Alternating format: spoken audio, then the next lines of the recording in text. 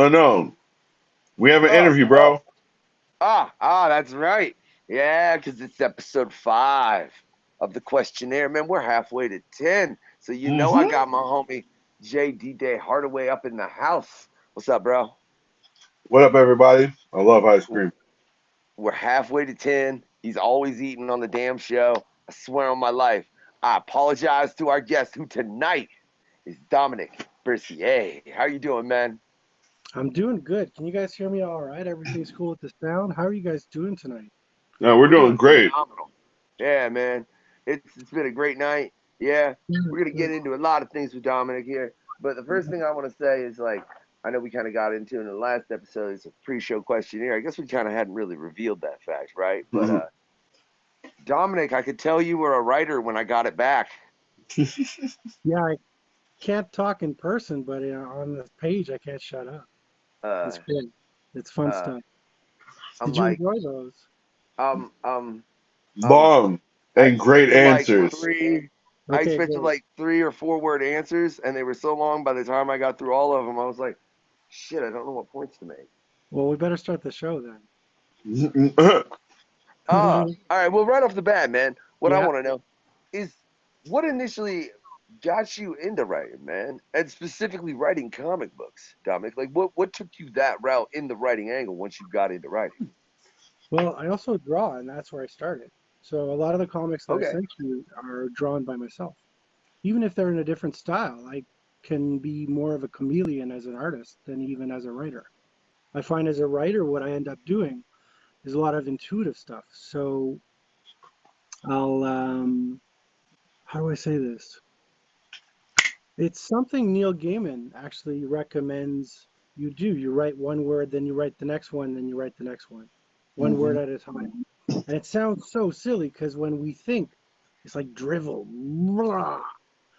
But when you write, it's just one word at a time, and it's got to be exactly the right word. So in that way, it's almost more like poetry. But I did write songs as a kid, Oh and I yeah. still write songs. Yeah, I write songs, music, sing, play guitar, do all that. But to answer your question, I was 3. My father was hunting. I missed him terribly. My mother needed to somehow give me some solace, and she gave me pen and paper, and I drew the whole scene of what I imagined was going on far away with the hunters and the moose Huh. and everything going on. And after that, because it was some sort of a welcome party, literally a welcome party for everyone coming home, everyone saw the piece, and my mom was blown away. And so I think she was the only one who really appreciated. Wait a minute, he's 3 years old. He holds his pencil normally, and he just drew the whole scene like nothing. So what's So, that? so wait, are you telling me at 3 you could like how realistic would you put that? I was like, man, you make me wish I could see this picture. Right. So I also did a Christmas card when I was in grade 1. So I guess that was a few years later. How realistic? They have feet and legs, but the legs can be more of noodles, Mhm. not quite stickman, but more noodles. They have fingers, they have weapons, they have everything was sort of laid out like a Egyptian frieze. So All everything right. was on the same plane, and everything would be just structured in a logical fashion, What made but you not in continue? perspective. And what made you continue to want to do that, man? Like, what do you think Right. is it? So that's what I was Yeah. saying about the welcome party is that there was a reaction, and then after I tried that so many times and it would work every time. You're in school, you draw something Ninja Turtles. It took you 10 minutes, and people were freaking out. So that was cool. It was sort of like positive feedback. Mm. But I was always really good at art. And scholarships. I went to OCAD. I had done 10 years total in art training because of high school, where I was doing 5 years already. So art school was a bit repetitive in a way. It was Dave McKean, whom I met in San Diego, said, "Oh well, become a real artist, not just a penciler." But by then, when I was 19, like I could pencil like the best of them, and I had been kind of recommended to pitch to Marvel, and I'm sure the artist who asked me to do that's really mad now because I never did. Maybe now Oh. you're all mad now. Why would you not? Why would you? Well, let me ask. Because I Why was would not you even not do it finished high now? school. Oh, well, that's not saying I'm not doing that. Okay, okay. I just wanted to make sure, Dominic. That's all. But Um, yeah, yeah. It's just like I got into music a lot in high school, but also drawing. I was drawing all the T-shirts that the school had, and when I went back for like some big like shindig for remembering the Excellence Center of Ontario in the arts, what do we call it? It's a French high school. But when I went back, there were still some T-shirts. That's how many they printed. So it was like, oh, Wow. well, we found all these T-shirts. But like, I was a Nice. T-shirt guy. I was a T-shirt guy. I would do these intricate Art Nouveau pen and ink, uh, black with stars, everything. And I was a heck of a draftsman. that's And phenomenal. So, so I'm but the curious writing then. came after. Okay, yeah. That well, I'm curious and that's while my co-host sits here and just chows on some ice cream. I was What listening is it to the that made story, you? man. Yeah. What was it that Good for we? Whatever. Fine. You chowing on ice cream on air, man. Whatever. Jeez. Um, I'm curious. What made you want to go specifically into drawing comics? Right. So that happens at a corner store across from my school. I was in grade 7. So this is 90, I think. And the question, and I don't even know why it was always either or, but it was like, will I go in animation or comics? And then I was looking for a sign, looking for a sign, looking for a sign. And at the time, even in grade school, I was taking all the art classes I could. And it was like Michelangelo's the best, so that's how it goes. And then you compare him to everyone else, and it's like, yeah, Michelangelo's the best, and that's how you go.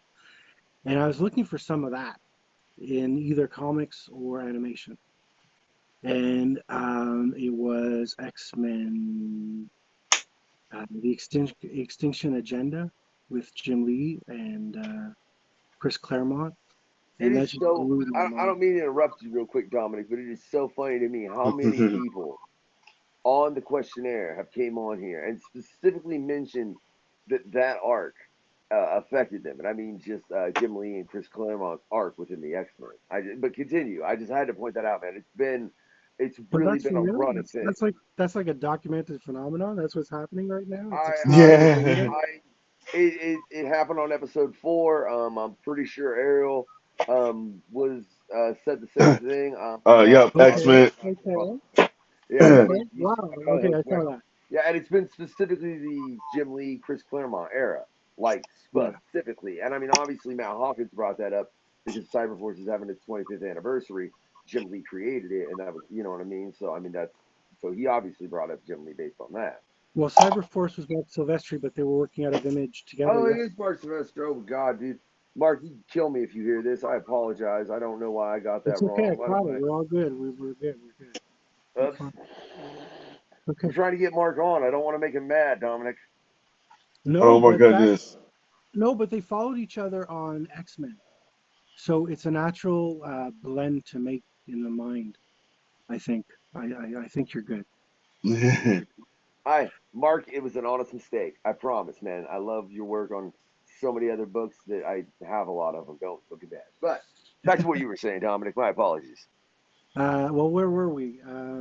As Why far as I'm a that's where you writer, were, yeah, where or I no, yeah, specifically why that you got art? into comic books is, and then you Right. said So you so I seen the Jim so Lee Chris so Yeah. it Claremont was so it was the mix Extinction Event of or Jim Agenda. Lee with Jim Lee with Scott Williams on inks. It was the perfect proportion of each little line to where it needed to go on a newsprint page so that the effect would be the maximum realism, but also very much cartoony. Everything is a conceit, but because they're taking the art so seriously, it moved me. And also the whole fact that they were always on the run and like a lot of the tech that would happen in the woods for that specific run. Um, I do Jim Lee tech, like that's how I do tech. And why that? I saw Michelangelo in that. I saw someone who was taking anatomy and structure seriously, whereas other artists would be either emotive or wild or just wonky. I found that everything was resolved in Jim Lee and Scott Williams. So that's why I decided comics. That's what I'm going to do. And the thing that was weird is that I'm going to be the youngest. And I learned that like Joe Mad was even younger. So I got mad and like, okay, fine, whatever. Wait, you got mad at Joe Mad? That just don't seem right. I know. But he was so young. I still would have been younger than like Bill Sienkiewicz or whatever. But then I wanted to do like fine art. And then I discovered Arkham Asylum by Grant Morrison and Dave McKee. And if you guys remember that wild art, it was painterly, and to me, it was the Sistine Chapel. And I was like, man, what am I gonna do? Like I was trying to think of my thing. It's sort of like it's sort of like if you're the Beatles, and then this band called the Beatles comes out, and they do all your songs, and it's like, oh man, what am I gonna do? So I ended up staying in high school. And I actually invented what's called the 4-day system. I don't know if it's gotten all the way to the States yet, but I know across Canada it's used. So it's a 4-day schedule system throughout your week that'll schedule your junior and senior high school students on the same time, but one will be trimestered where the other one will be semestered. And it sounds extremely complicated, but it basically allows for longer courses for senior students, but fewer courses overall. Whereas the younger students are still used to having many subjects because of the attention span, whereas the senior students can focus a lot more. So it ends up saving you on Fridays when it's off. You just jump to the next week on a day one or whatever. And if you have PD days, stuff like that, it like dealt with all of that. It's like a cycling kind of schedule. And I invented that in 93, 94. And that was at the school because we wanted to study seriously the senior courses. And we had grade 13 at the time, and I took that very seriously. I was taking a lot of social sciences and, like, I don't know, religion, history of philosophy, all that stuff, kind of stuff. And that was grade 13 for us, and it was stupendous. It was amazing. But with that kind of education, sure, I could have gone straight to New York and said, knock, knock, knock. But by then, I decided I'm going to go to art school and become the most hardcore artist you could imagine. And what it means is that you end up being able to mimic any style, and people who know you can recognize your signature. But it also means that you're doing a lot of the stuff independently, which is why everything is nice that it's shifting towards more published work now, as opposed to self-published for so many years. So let me ask you that, Dominic. Then, like, what do you think as far as in the change of the comic industry, man? Because obviously you've been a fan of comics for a while, and I mean you've seen the shift from you've got the two main publishers, and then there's an amount of that are there, and sometimes they change. Like Chaos used to be prominent, and then they had a really bad accountant. I really don't like that accountant. I was really a fan of Chaos. I worked for Chaos. I did background. Oh, dude, really? Yeah. Like That makes me wonder if did you do a lot? Did you do any Ernie? No. Okay, it just honestly made me wonder if I had any right down here that we sure worked, Dominic. That would have been kind of funny if I've got your work down on the bottom of my bookshelf and wasn't aware of it. See, that's the thing is I'll jump right in. Like when I was still in art school, I was working for like 3 comic book artists, never credited, really low pay, and I was drawing all the backgrounds. And it was like, okay, here's the character, don't touch that. And they would come in and like, and then the page was done.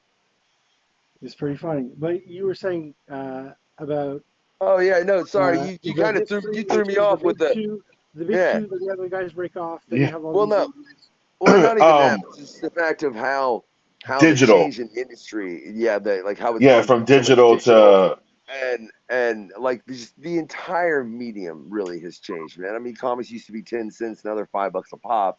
You know what I mean? Like they're way more expensive. They're you don't see as many people apparently buying comics from Yeah, what I've, as far as younger people. And this is based on the yeah, conversation we had with Mal Hawkins. right, Uh, right. what do you think of that change in the industry overall? Do you think it's a negative, positive effect? And do you think there's a spin that can be put on it that would help the industry as a whole? I think people have talked about it exhaustively. I think there's certainly some pluses and minuses, but overall, we're in the billions in terms of the graphic novel market. I think that what's shifted is from what I was describing in that standard comic book style that Jim Lee had mastered to a pleroma of styles. So you have a lot going on, and I think that's a great thing. The question is, what now? I think you guys are music guys, right? Yes. Okay, have you ever oscillated from one frequency to another and it's really uncomfortable in the middle? Yeah. Yeah. Like when you do a Yeah. transition and it's like, oh man, man, man, and then you finally get it. Yeah. Yeah. Okay, When I'm but building sets, we're hip hop artists, real right, quickly. So, yeah, it's more when I'm building sets. I know neither of us are producers either. I mean, I know a lot of producers, but that's neither here nor there. But yeah, I know well, what you mean as far as just switching the frequency. Because when I'm building a set to go or just perform, someone yeah, trying to hit a note, right? Like, and yeah, they're not quite getting it, and then they get it, and it's like, oh, it lands. I think Yeah. it's going to land in 5 to 10 years, and I'd say 5.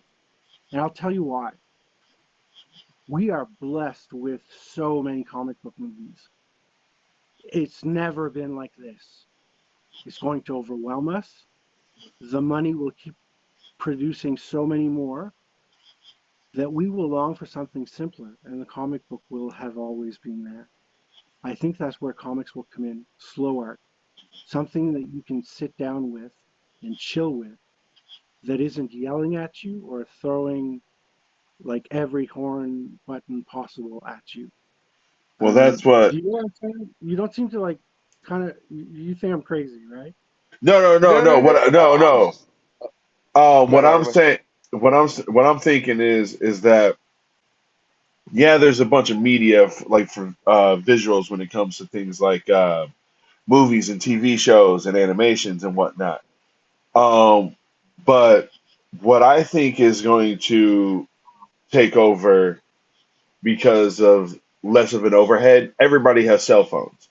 Everybody has tablets, for the most part. But almost everybody has a phone. And you have access to things like Tapas, Webtoons, Sure, Comicsology, sure. all these places where you can read these comics digitally, and you're still paying for some of them. You Yeah, know, it's yeah.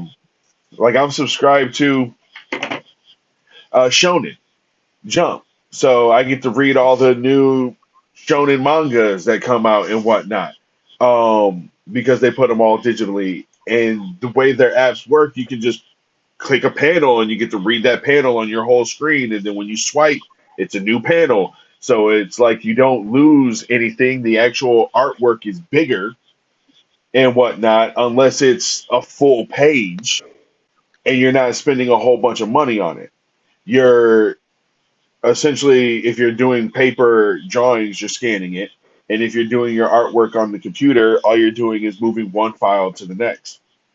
There's really no overhead with like a press or a printer or anything like that, like actually printing the paperwork out and sending it out Well, there's or rent and food. There's rent and food, and pens and paper and a plate, like a place, like maybe a table. Table would be nice. There is overhead, but I know what you're saying. It's much less.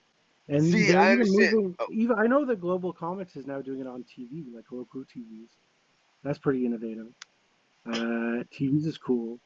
Um, but what I'm predicting is flat out like screen burnout. Screen burnout. So And let me say, people like, will I'm love comics. yeah, I'm curious exactly because I find it very interesting based on exactly what you said. There's an overabundance of comic films, medium, all of this. Now, It's a beautiful golden age, oh, it but is, dude, it is you because I know mean, it's just gonna yeah, implode. It's gonna turn in on yeah. anything to its extreme will turn into its opposite, whatever that means. you don't think it's possible that they could actually achieve in certain areas what they're doing? Like, because like obviously Marvel's goal is to build their universe in film to the point where it's like, look, you don't have to watch everything. You should watch these little special, kind of like when you're reading the comics. You know what I'm saying? You read the Infinity Gauntlet, you read Secret Wars, but you don't have to necessarily read every single tie-in to be able to get that whole story. Yeah. I feel like that's what they're trying to create. And then also, I mean, you have things that are very opposite, like the Joker movie that came out recently with Joaquin Phoenix. It's a very, very different comic book movie than would have been put out before. You don't think it's possible that they could reach so far into the depths of comics that what becomes defined as a comic book movie is just a movie. Like From Hell is a comic book movie. You know, a lot of people don't even know that. You know Right. what I mean? They just think it's a Johnny Depp film. They're not aware that it's based on a Neil Gaiman uh, graphic novel. It was Alan Moore Oh, and Eddie Campbell. man, you keep calling me out on me fucking up. I think I Well, Man, just screwed up not a little bit really, more. not really, because if Neil Gaiman comes on the show, he'll be like, "Yo, well, Dom should have known better. He should have kept you in line, man." That's I'm, oh, come on, why. But Criminal from Rome, man, Jim Lee did Wildcats, right? yeah, Okay, see, that's where I flipped it. My bad, Matt. right. Um, that's yeah, I flipped it because of the Wildcats, and yeah, that's so I know where my brain actually made that error, and then I for some reason I don't know why I thought Gamma because I know he wrote Sandman as well as stuff Well, alone. they're not really errors. Like thematically, artistically, stylistically, they operate in very similar zones. That is true. I mean, that's why I'm literally reading Alan Moore's How to Write Comic Books right now, and he Oh, one of, nice. one of the introductions is he didn't want to replicate what Neil Gaiman had wrote. Wow. yeah, Okay. You know what I mean? I mean that's literally in the introduction of what he says. He's literally because I mean there are a lot of styling, but they're both great in entirely their own right for own reasons as well. Um, I digress from my point so far. I don't. Oh yeah, but back to what I was saying. You don't think it become possible that they reach so far that it's not like I said, it's not even a comic book movie anymore. It's just a movie that's based on something. You know what I mean? Like because there are so many routes they could go. Like dude, they could go do The Mask again, and it almost be a horror movie. You know what I mean? If they did it based on the comic book, like you could get to the point where there's just so much. I mean, I could see Marvel and DC having a burnout point because of that, and it's one Well, big it'd be kind universe. of nice if they never did. You just like it's Yeah, like I it's agree. like church. It just keeps going. 7 but gosh, uh, I would where it like just more of becomes the a trippy movie, I comics. think. Sorry. I said I would like more of the trippy comics, like Well, that's the what I one. do. Trippy comics, man. It's really trippy, really out there. Magic realism and light fantasy and weird westerns and weird horror and weird fiction. Yeah. I think that what's happening with the Sandman's release that just occurred well, a little while ago, a few Epic. days ago. But I think it was It's I think it was about a week ago, if memory serves me proper. I still need to get to it. It That's something was I a week really ago, and want to do. it's Yeah, it was Neil tight. Gaiman's my favorite. Yeah, Neil Gaiman is my favorite writer. yeah, Um, Yeah. it's stunning. It's a like stunning work of art. I've only seen the first episode, oh, ooh. um, but I think I don't know. Like as a business guy, I can say, well, blah blah blah. But as an artist, I can say, well, no. If you still have comics, and there are millions, you can still adapt it. Now, the story I want to give in terms to like specifically to your question, which is that will it become just a movie that's so loosely based on it that it's not even a comic book movie anymore? No, no, Well, no, not that. That oh, wasn't my question, Don. My question was, do you think it's possible that they're like here? Let me give you an example. So you've got the boys, right? Now let's yeah, say they do Matt Hawkins and they adapt Swingers, right? And then you yeah. do Think Tank. All of those shows are so different. If you didn't say they were based on comic books, man, they would just be shows. You know what I mean? So it becomes that there's such a. I totally named three Top Cow books. I didn't mean to, but whatever. Uh, Yeah, but oh well, no, I take that back. IDW, the boys. Or is that Dynamite? Matt Dominic. Hawkins. No, no, no. Dominic is the boys Dynamite or IDW? I'm just gonna The let this one sit. boys is Dynamite. It's Dynamite. I got the graphic is right it? up there. Yeah. Cool. I actually have a reference right up there to tell me what that is because I got a copy of the boys up there. Shout out to Garth Ennis. Um, Cool. but you have those three comics. They're completely entirely different ideas and stories. What if it Sure. gets to the point where there's so much that people don't even realize that they're comic book movies half the time that they're going to? Because like I said, man, I can't tell you how many people like, man, From Hell was awesome. Oh, that's a comic book. What? Yeah. I mean, that's the response I get. Yeah. Uh, yeah. Yeah. I think it'll happen a lot because you don't have comics in corner stores. You don't have comics in like the magazine aisle is very selective at the grocery store, et cetera, et cetera, et cetera. And we had a mass medium that was in our environment, and now it's in our phones, and it's in a sub menu, and that's driving me nuts. Let me ask you, What? how do you think it's possible to get the comics back on the newspaper racks and the magazine shelves and the I think like they I once think were, man, when we were kids? I think Because I one solution is not to be precious about the paper, but paper keeps going up. Um, so what happened is a lot of the comics during the boom in the 90s went on this lush paper, which I don't know which came first, if it was the nice, like digital chameleon colors or if it was the paper. Like, I don't know if one necessitated the other or whatever, but everyone went to lush papers because it was, fat times. And we stuck with it. And it's like, oh man, that's really expensive. And now with supply chain, paper is through the roof. I had a friend who printed Auric out of Ottawa. I helped him set it up, and gosh, he had a quote, and he was going to sell it. He sold it on Kickstarter for $10. He got a quote for one book to be $34 Canadian, which is about 27 or $8 US. And that was was the this a quote. wait, was this a No, that's the graphic quote he or got. just one? Was this just one issue? Like how many It was a how many single issue, pages? man. It How was many a single pages? issue. I need to There, know. there were 28 pages or 32 pages or something. No, no, no, madness. And it was in black and white. Forget about it. It was complete madness.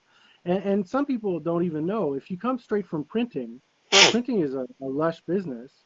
And then it's like, well, I want to print a comic. Oh, okay. Well, how many pages? Okay. Well, that'll cost you $20. And it's like, no, no, no. It's a comic book. It costs $5. I can't pay that amount. So you have this story happen every time you go ahead and ask for a quote, and it's not uncommon. Or people coming in from printing who want to print comics and are like asking us comic book artists, okay, so I'm thinking that for a single issue I should charge you $23 or something crazy like $8 or whatever. And we're just shaking our heads like you're shaking your head now. And Yeah, you're making my head hurt a little, Dominic. I'm okay, not so to gonna answer your lie. question, where everything gets kosher and everything gets cool is if we go back to newsprint. That would answer a lot of the distribution questions because it would be so much cheaper. If we got into a sort of newspaper style thing, that would be dope. That'd be great. But Uh, But but wouldn't I the don't know. colors be more dull? I Oh mean, yeah, dude. you sacrifice a lot. You sacrifice a lot. It's like gorilla meat or something. but it's showing. I'll tell you what else, man. If if they just legalized hemp, I'm pretty sure paper would become cheaper. Yeah, I think you're right. Like if you just literally like instead of like cutting down trees for it, you just had fields that were full of hemp. That will make your paper and your rope and a bunch of other things. Not to say anything. Plus, it's a really good medicine. Plus, just society is kind of stupid about it. But we won't get into all that. But I mean, it's screwed up to think that legalization of hemp could actually help the comic book industry in that manner because it would make paper cheaper. That just It would. abuses the crap out of me. Well, if I understood correctly, it's renewable and it's 4 times the Yeah, efficiency, yeah. at least, or It's whatever. It's a stronger bond. All these things, yeah, that would answer a lot of questions. Well, because you get 5 times the amount of paper instead uh of just one. Oh god, I'm not disagreeing with you and whatnot. that's I just hilarious. that would But that you were concerned about the digital element. Like, will it go away? No. Will every single person burn out of digital? No. Some people will die by their phones. That's fine. Will the phones get bigger? Maybe. Tablets are fun. Tablets are great. Tablets are like a 6 by 9 book. They're pretty good. I Um, mean, but in terms maybe of, it's just me, man. I need something in my hand. You okay, know? well, see, the thing perfect. is you do. That's the Well, thing. That's the thing. That semantics. like the argument everyone is making is, well, where will you store it? And I'm having that problem now. That's fine. But if you have something in your hand, if the drawing is 3D on a page because the page is warping, it's not a flat page. It's not a screen. It's like a wave. Gosh, gosh, man. Yeah. When you weigh a book, it's like you know the exact weight of a story or something. In fact, I think that Yeah. was what um, the Diamond CEO was able to do as a kid. Was he was able to tell you if the book was missing a page, a signature of 4 pages or not. Like, he would just weigh the book and he'd be like, "Oh, this is a 28-page book on this type of paper." And if the next month they omitted 4 pages, because that would be one sheet of paper folded in half within the book, he was able to tell if that book was lacking uh, that paper. Anyway, we're really segueing into like minute detail. I think, yeah, hemp paper, that'd be great. You can do high quality. In terms of printing, um, it's very expensive for inks, etc. But it's the paper that's killing us. It's the paper that's killing us. And the thing That's is, like, you can't just build towers of paper for everyone to enjoy all the books forever. But at the same time, um, gosh, yeah, a physical book, it's uh, it's a much it's more more intimate experience. satisfying. It's It's more way more satisfying, satisfying. and It that is. brings, There's just and you're almost proving my first point, which is that, like, if we had the digital burnout, because I mean, like, I don't know about you, but I haven't seen every single superhero movie or comic book based movie. I haven't, and I'm not going to. Um, but am I burning out on this stuff? Yeah, sort of, and I don't even watch that much. It's just so ubiquitous. It's just so everywhere. So, like, when I have my own books, because, like, now my favorite books are my own books. That's sort of like a little tenet thing I have with myself. Like, I admire a lot of books, but like, to have your own book in your hand and to see it with that wavy page, gosh, there is nothing more satisfying. dude, you look like Kevin Smith right now explaining Clerks when he first got done with it. I love you, Dominic. That's all I'm saying.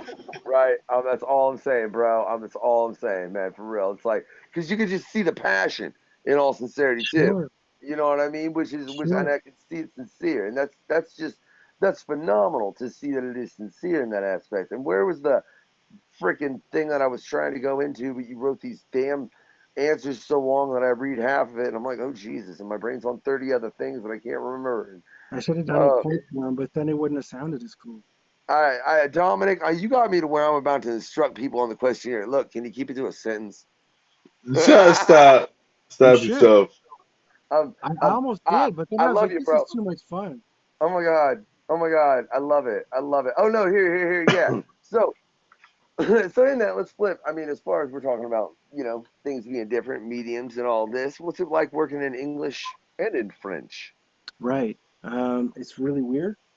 It's extremely weird. Um, Gosh, I think in English most of the time. I grew up in Eastern Ontario, which is a lot of farms and a lot of woods, and you play out with your cousins because you have a million cousins, and we all had a million cousins. And I thought French was the only thing that existed. It wasn't even French; it was just speaking. And then my nanny, when I was about 3, I guess, was from Denmark, and she just passed away actually. But she Rest spoke in peace. Danish and, thank you, and English. She spoke Danish and English, so she could have spoken to me in Danish, it would have made as much sense to me. Like that's how much I understood English.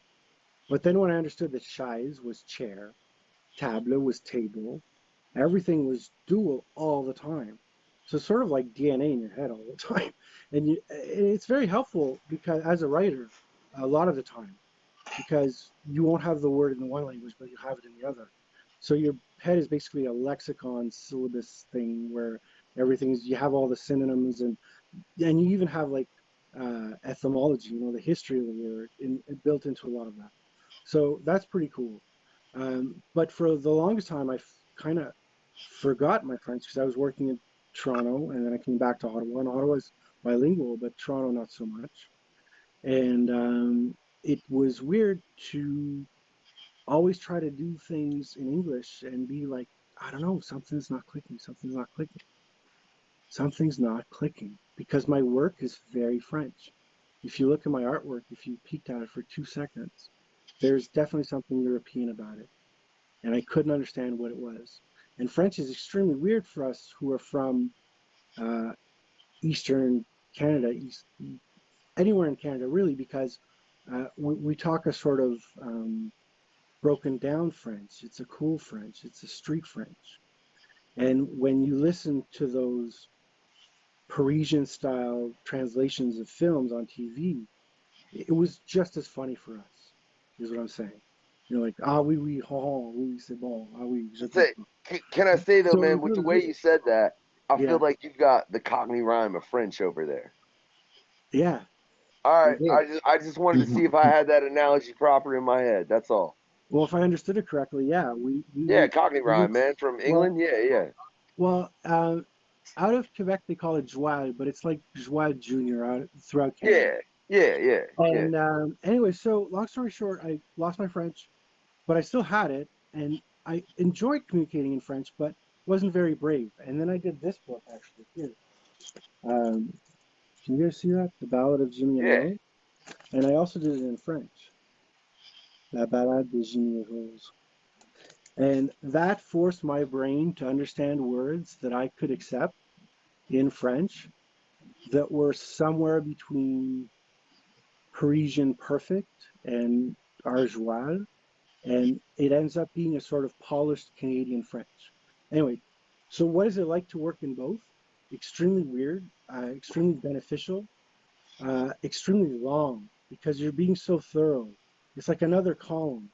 It's like, man, and then sometimes you'll even change the word in English because you're like, oh well, this word would be more just if you tweaked it just so, and you're only aware of it because you wrote it in French and it doesn't have an equivalent.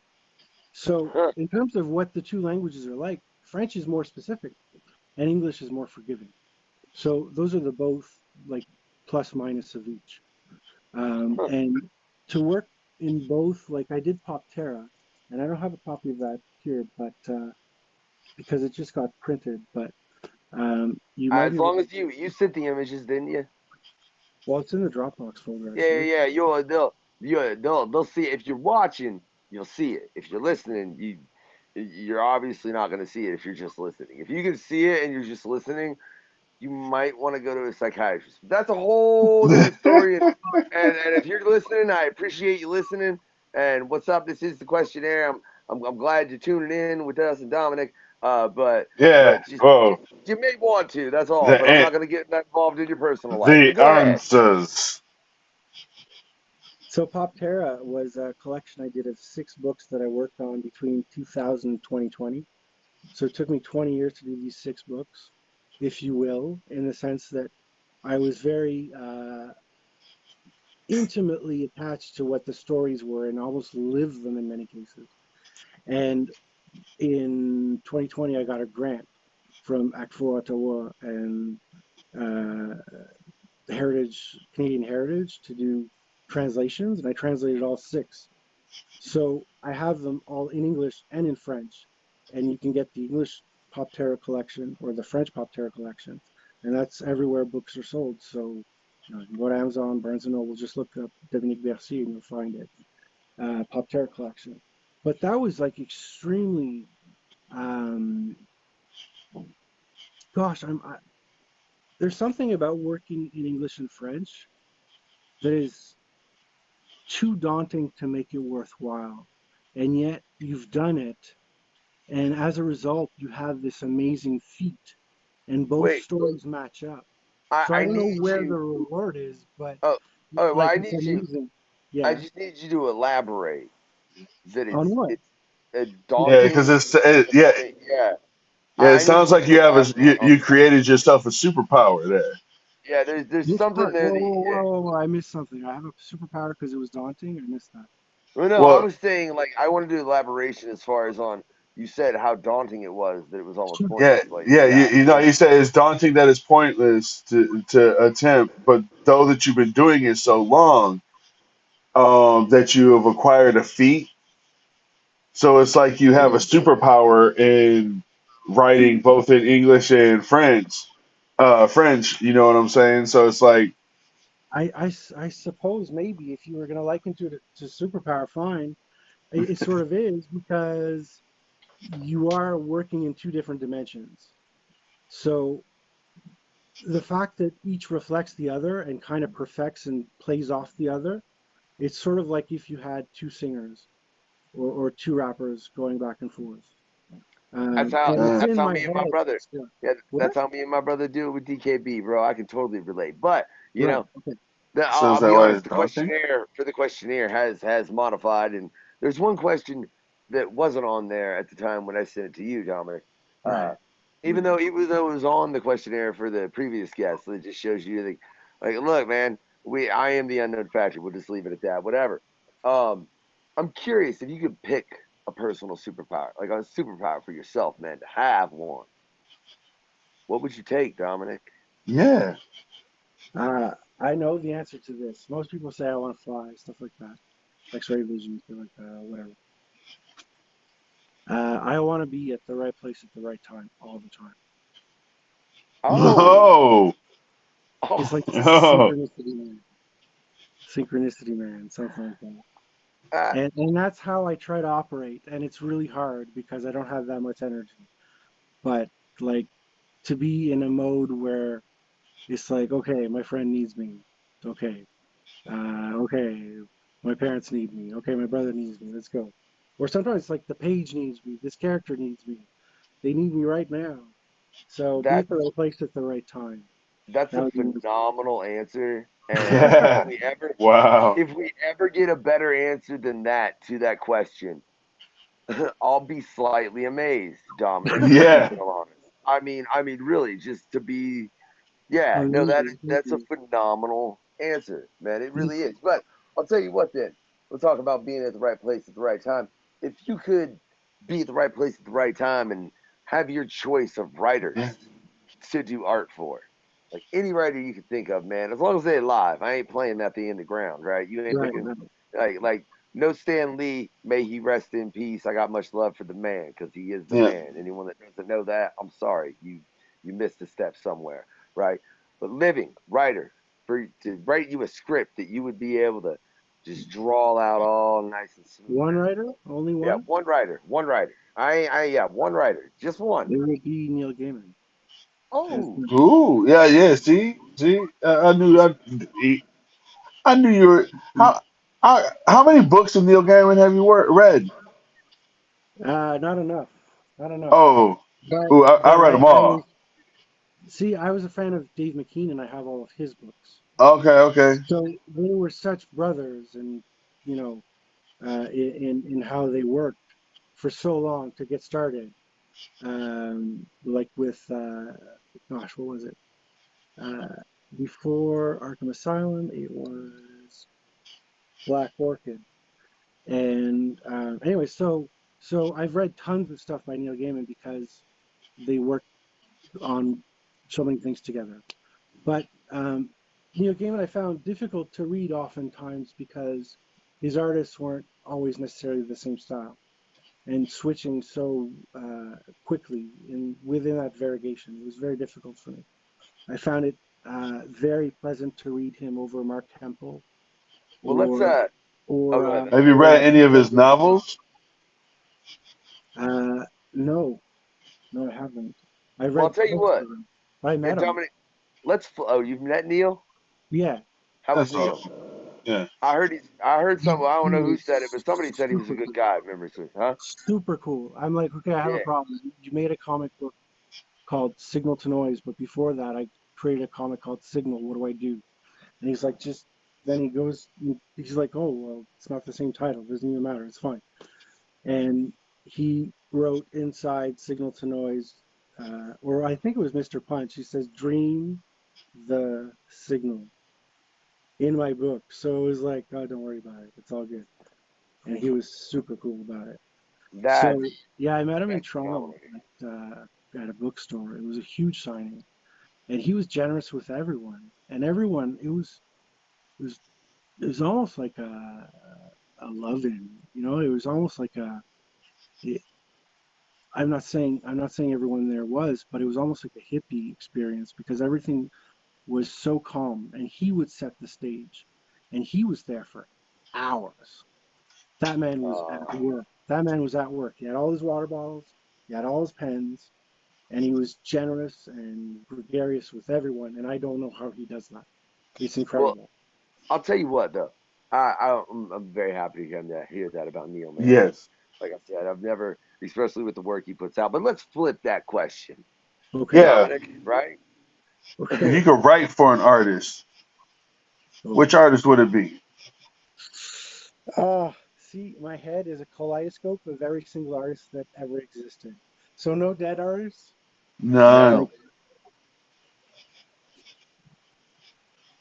what's the project about? My Um. choice. Yeah. Well, no, no, no, no, no. You're writing it. So what Yeah. would it matter? This is your project. You Yeah. get It's to your project. handpick whatever artist you want for it.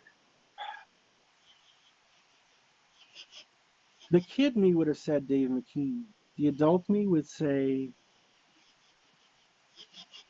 maybe P. Craig Russell because he's so consistent. Maybe Mike Mignola, but they work together, so there's a kinship there.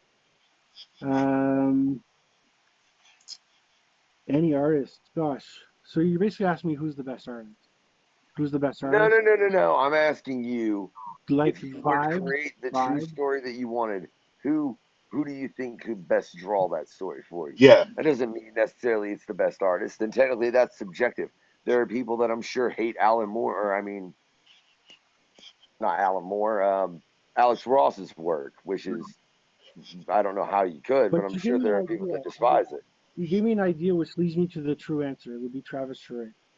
If Travis Charest could draw at an alarming rate, like in terms of speed, that would be amazing because he's like the slowest artist ever to the point where it's like been detrimental to him.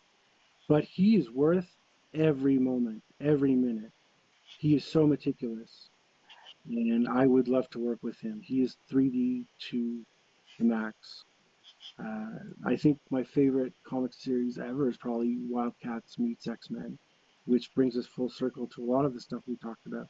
And he That did yeah, that wow, mostly in black and white, and it was stunning, stunning.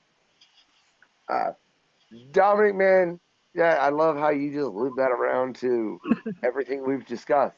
Because yeah, I've actually, I remember reading that too, where they did like the versus Team Gold and Silver and all that, and like, Yes, yes, yeah, I remember those books, man. They were good and they were phenomenally drawn. Yeah, yeah. they were.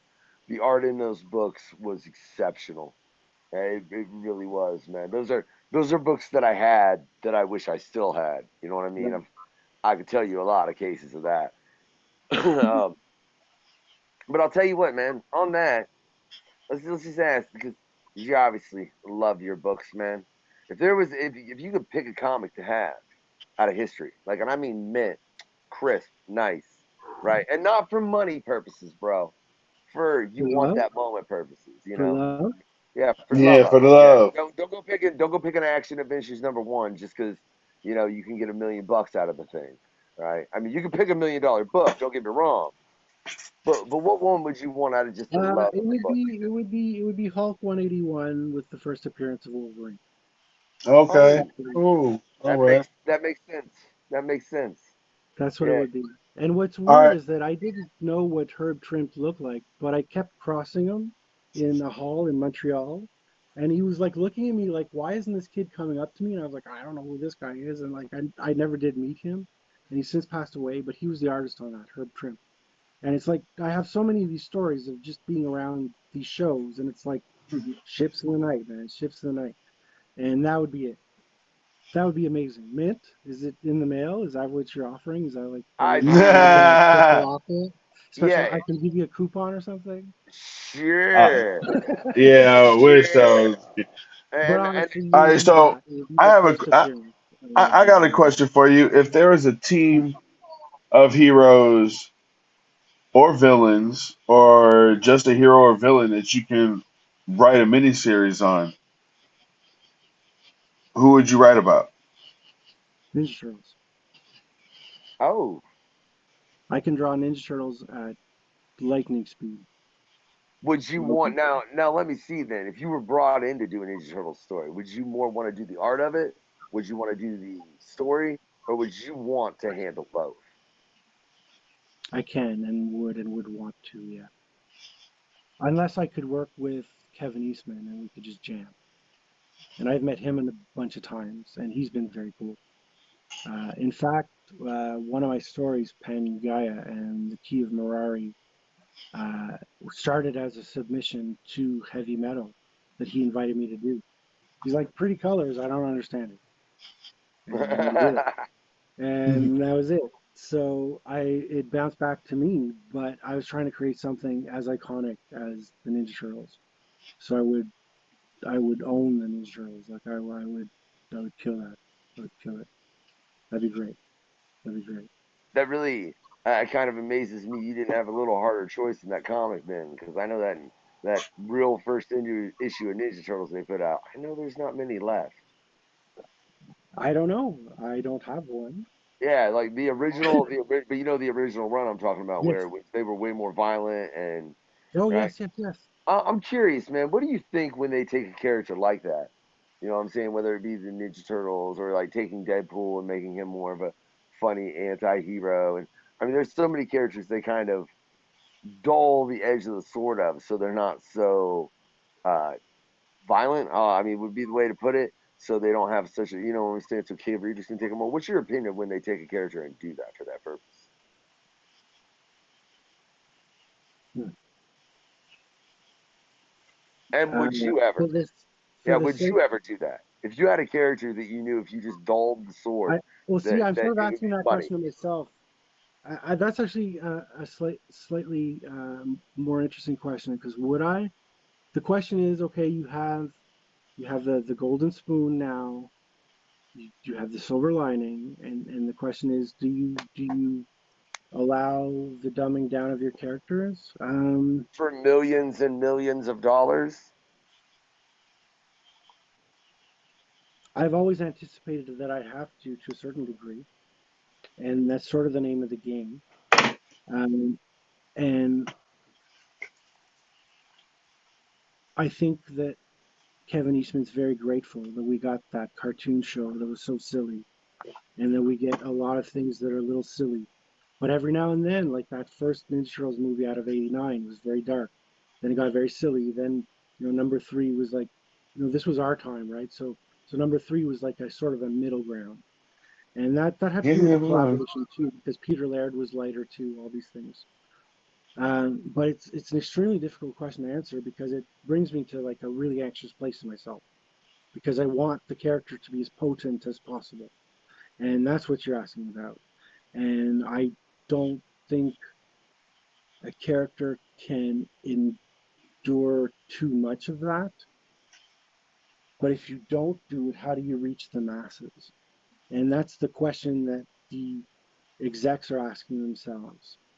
And the question, and I think the answer is back to being at the right place at the right time. You pick your moments. I think that would be the best middle ground for all of that. Well, Sometimes you just pick your oh, moments. well, the turtles Yeah, did do something interesting.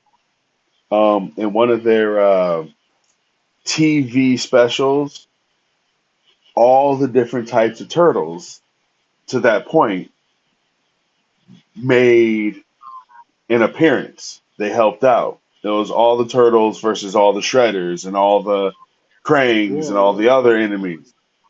And the original turtles showed up, and yes, they talked trash to Nice. all the other turtles. Is Oh, that I a know real They're the book. thing? Yeah. Yeah, they made it very clear that they didn't understand why you had colored bandanas. That's not very ninja. They made it. They Oh made man. it. They told them that they're like, look, I know which one you are. They couldn't just switch weapons out and then mess with people's minds and stuff like that. They're like, but You're my it, brother. How could I not tell who you are? Like you're my it brother. Like come on. Yeah. so it was quite hilarious, especially when they were all like, you see Donatello and Michelangelo looking down at their counterparts like, you're weak. It's like, dang. Beautiful. Beautiful. But Yeah. Well, see, that's meta. That's like super meta. That's like, that's really thinking outside the box, multidimensional, and like, but it does answer that initial pain. And it's like I know that they got this thing with Surge licensing, and Surge is like, okay, we'll go make you some millions of dollars. We don't know how. We'll just and then toys, and the toys were awesome initially, and then the cartoon, and it was just like mhm, completely different. And I think the only answer is the one I will repeat, which is you have to pick your moments. Like to everything, like each generation has its own style.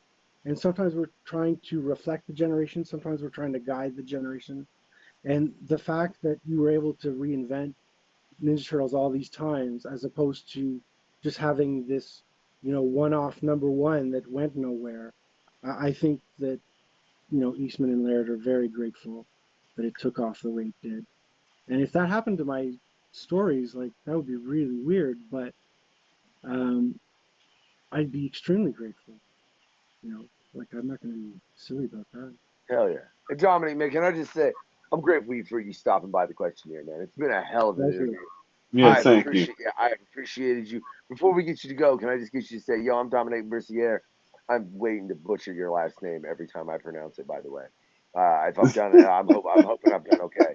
Uh, you're tuning into the questionnaire. You can check me at blah, blah, blah, blah, blah.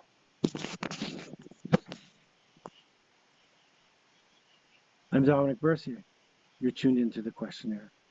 You can check me out at bearca.ca or mirrorcomics.com or popterra.co or signalsaga.com or jimmyandrose.com, etc. Dominic Bercier. It was good to be on the questionnaire. Check it out. See you. Dominic, I love how Oh, that fucking was serious beautiful. it was. Thank you. I love it. It was beautiful. Look, if you've tuned in this whole interview, you've made it to the end, you've enjoyed Dominic, I want you to either go send him some Tex-Mex or check it. You get him that GI Joe twin blade helicopter, right? That old school one. I do think it was the Tomahawk helicopter. I think you're Yeah, right. yeah, it was You a either send tomahawk. him, yeah, you send him either that or some Tex-Mex, right? But if you don't like him, you can always send him some cooked cabbage, boiled mushrooms. Oh man. Well, that might work out anyways. I mean, if they're the right kind of mushrooms, but that's a different note, right? We're not Woo! promoting that. We're not promoting the legalization of cannabis and hemp just so we can promote the comic book industry. I swear, make more paper. Hemp makes paper as well as a lot of other things, but it makes paper. You know how nice it would be to have M comic books in paper, paper form, M like paper, just M paper. But hey, paper. if you enjoyed this, like, subscribe, give that bell a like, because like we got more and more and more coming. I'll tell you that. This has been the questionnaire, episode 5 with Dominic Bercier. I'm the unknown factor. And I'm JD Day Hardaway. Thanks for coming. See you later, guys. Thanks so much. Later.